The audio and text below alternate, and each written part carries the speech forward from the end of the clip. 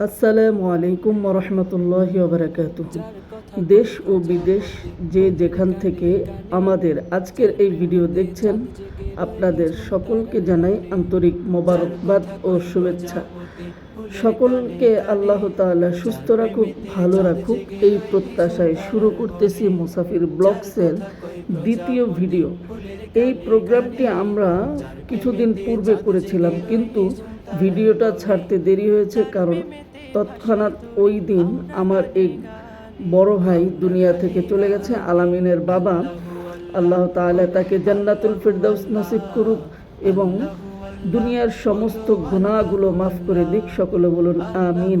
যার কারণে আমরা এই ভিডিওটি আর ছাড়ি নাই। আজকে এই ভিডিওটি ছাড়লাম এই উদ্দেশ্য করে, আপনাদেরকে দেখানোর জন্য। কেননা জীবনে চলার পথে অনেক দুঃখ, কষ্ট, বেদনা থাকবে, এটাই স্বাভাবিক। তো এর ভিতরেও আমাদের দুনিয়াবি কাজকর্ম করতে হবে।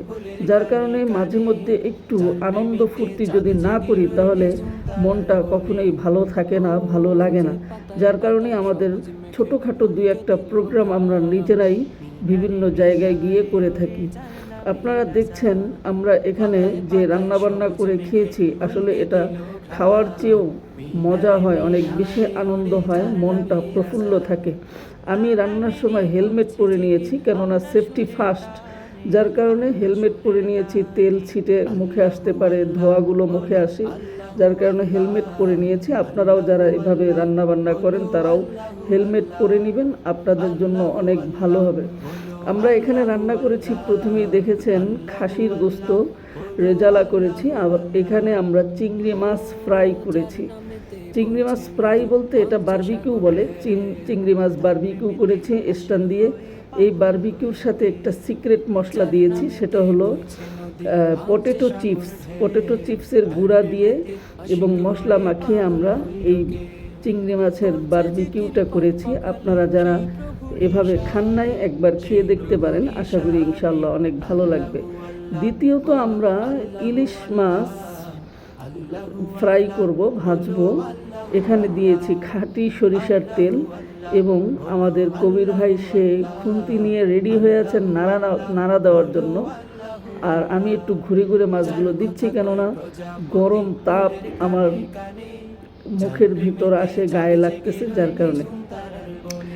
এবং আমি তো হেলমেট পরেই আছি। হেলমেট পরে থাকার কারণে অনেক সেফটি আমি পেয়েছি। এই তেলগুলো আমার মুখে ছিটে আসে নাই, গায়েও ছিটে আসে নাই। আপনারা দেখছেন ইলিশ মাছ ভাজা হচ্ছে। তো আলহামদুলিল্লাহ, সকলকে বলে রাখি, এ ধরনের ছোটোখাটো প্রোগ্রাম আমরা মাঝে মধ্যেই করে থাকি। আপনারা যারা এই সব প্রোগ্রামে অ্যাটেন্ড করতে চান, তারা জানাবেন, ইনশাআল্লাহ আপনাদের নিয়ে আবারও এই প্রোগ্রাম করা হবে। মাছ ভাজা আমাদের প্রায় শেষ, মাছগুলো উঠিয়ে নিচ্ছি। এরপরে আমরা প্রস্তুতি শুরু করব খাওয়া দাওয়ার। আমার এখানে রান্নাবান্নার সহযোগী হিসেবে ছিলেন হাফেজ মামুনুর রশিদ ভাই, হাফেজ কামরুল ইসলাম। এরা দুইজন আমার খুবই সাহায্য করেছে এই রান্নার ভিতরে।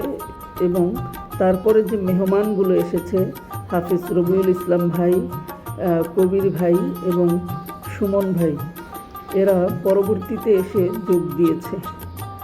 আপনারা দেখছেন রবিউল ভাই খুব সুন্দর একটি হাসি দিয়েছে, মাশাআল্লাহ। আল্লাহ তাআলা তাকে হাসি খুশি রাখুক, সেই দোয়া করি। পাশে আছে আমাদের আদাবর থানা ওলামা দলের সভাপতি এবং ঢাকা মহানগরের সদস্য কবির ভাই, এবং আছেন কামরুল ভাই, এবং সেই সাথে আছেন আমাদের যুবদল আদাবর থানার যুবদল নেতা সুমন ভাই, এবং সেই সাথে আমি আছি অদম।